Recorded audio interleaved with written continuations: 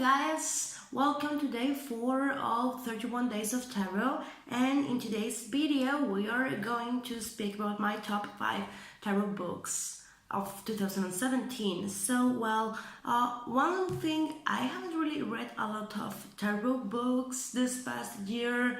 On 2016 I read everything tarot, everything Normand, and this 2017 I said I have to read more novels, more fun things, so to speak. So I have spent 2017 reading some books that I adore, and I know they're not the best literature ever, but I love these books about haunted houses, the ones that you can download on Kindle Unlimited. So yeah, I have read like, I don't know, all of those books, sorry.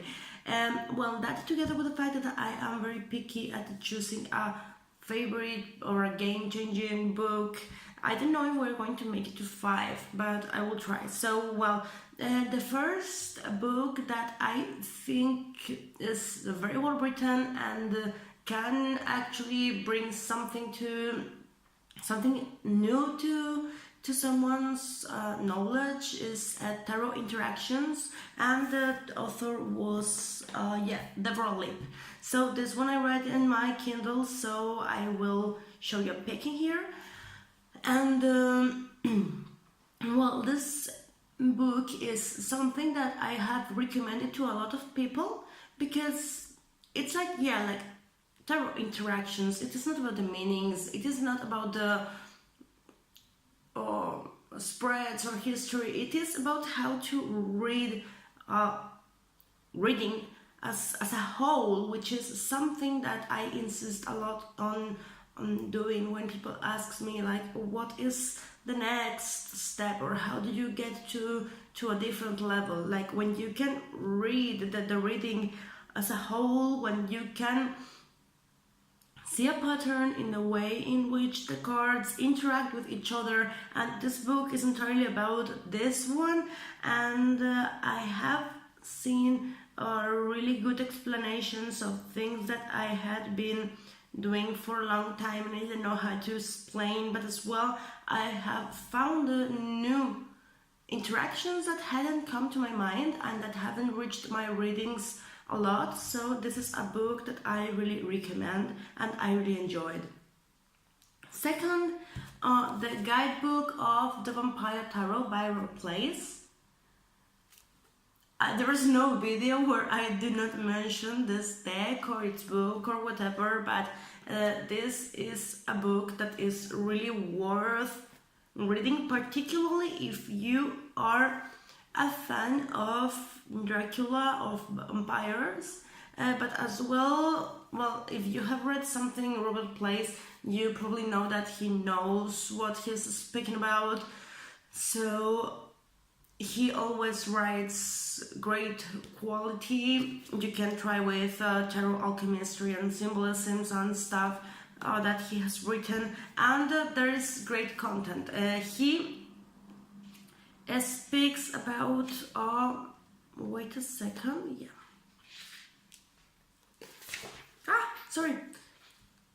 At the end of this book there comes a spread I really like, which is an extended Celtic cross. So each position has 3 cards, and each one of the 3 cards represent different things. So it is a spread worth taking into account.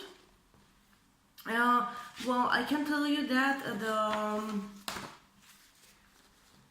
the majors have an explanation, not like an explanation, a huge explanation that is historical, mythological, esoteric, but as well there is like a sentence from the book Dracula that somehow fits it. And I like how he explains the minors related to their elements. So this one is a very good book, even if you are not planning exactly on using it with the deck, but it's a very good book. Now, number 3, it's the Guidebook for Fairy Tale Tarot by Lisa Hunt. This is the Spanish edition because I'm Spanish, as you probably know, and this one is much cheaper, and I am fortunate for having, yeah, this cheap edition that is so lovely. And well, the deck is pretty much self-explanatory. It is a very clear deck to me, and one that allows me to read pretty easily. But this book is very beautiful. This book, I do not recommend it for what it adds to your reading. It's about depth, but it is basically like a leisure reading. Like it tells you the tale of each one of the cards that you can see in here. So like you have a card and then some keywords, but it tells you the story, and it is very beautiful to think about how these fairy tales are actually related to the meanings of tarot cards. And for this, I think that this is a very beautiful and interesting reading. Now, I have read other books, but there has been nothing else that has caught my attention, like, oh my god, I have to share this with the world. So I would like to do a couple of special mentions, okay, for things that are not exactly tarot books, but this Bad Bitches Tarot Guidebook, for being a booklet, is literally like the best booklet I've ever seen. Like it includes some readings, some spreads, sorry. It includes something that I love, which is the fact that the cards come with different aspects. The meanings of the cards come with different aspects, and this is something that I really like, because when I have had someone asking me, like, what does this card mean? I always ask, what's the question? What is the context? The context is important, and this is something that I take into account while reading a lot. Like, I can't say the same about this card in a financial context as I can say in a romantic context, as I can say in an spiritual context. So to me, context is very important, and this booklet takes it into account, and I love this one for that.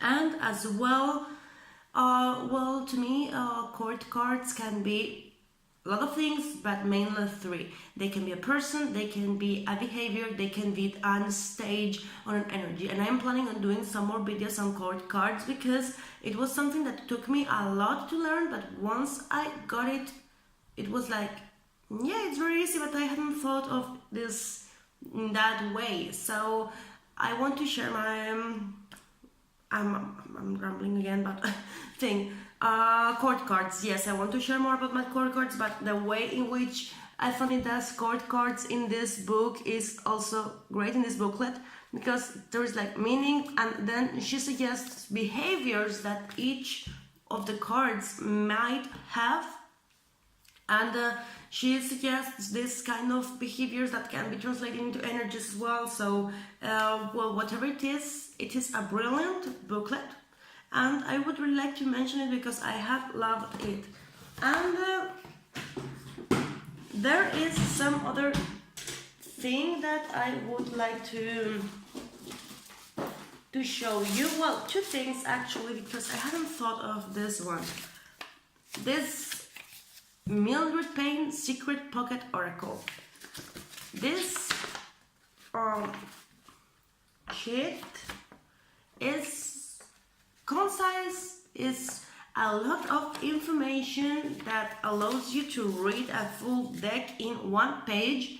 And for this one, this Patrick Valencia deserves an applause. Yay! And another very creative thing that I have seen coming with a deck are these cards for the Gaslight Parlor that come with keywords. I have found this one brilliant, and I just wanted to give this a mention. Okay, it's not a book, none of the last three are a book, but each one for their own thing. They have called my attention, and I have thought that they're brilliant in one way or another. So this is it, and I'll see you tomorrow with day 5. Have a lovely day. Bye.